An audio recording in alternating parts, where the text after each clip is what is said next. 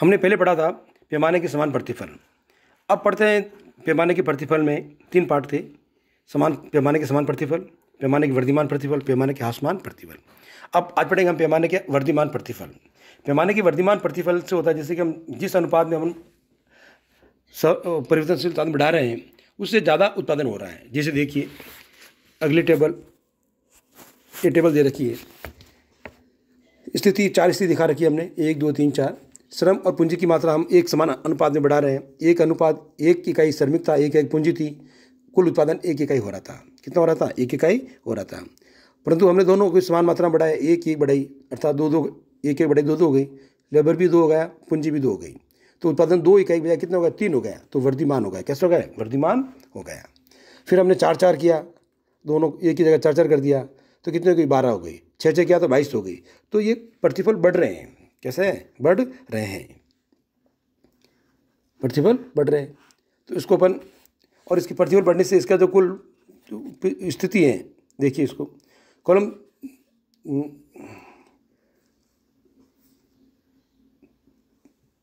मतलब अनुपातिक रूप से प्रतिशत में वृद्धि परिवर्तन मापे जा, मतलब वृद्धि हो रही है। अब इसको इसकी कॉस्ट के हिसाब से देखेंगे आप, कॉस्ट के हिसाब देखेंगे तो उदाहरण में दिखाया गया था कि जो हम पूंजी की जो लागत 1 इकाई और 1 मानी गई थी, 1 इकाई मानी और उपयुक्त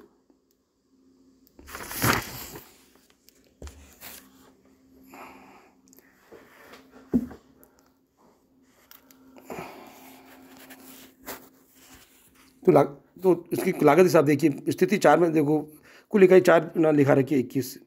तो उन्होंने कहा कि जैसे कि एक स्थिति 3 की तुलना में निरपेक्ष रूप से कितनी 9 ज़्यादा है। पहले 12 थी, दूसरी कितनी हो जाए सर? 22 हो गई। 3 से 12 हो गई तो 9 ज़्यादा हो गई। फिर 12 से 22 हो गई तो कितनी ज़्यादा हो गई? 10 ज़्यादा हो गई।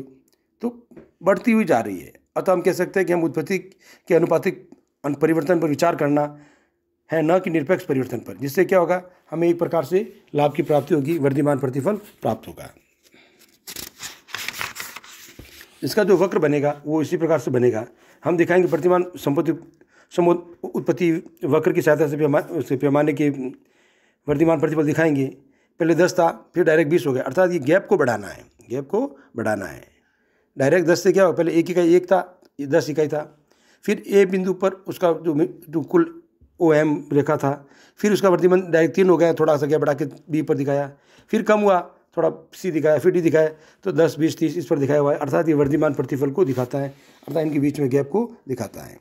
अब इसकी जो लागत रेखा को अपन देखेंगे तो इस प्रकार जो होगी, इसकी जो दीर्घकालीन औसत लागत रेखा है, औसत लागत वक्र है, वो LMC वक्र से ऊपर होगा।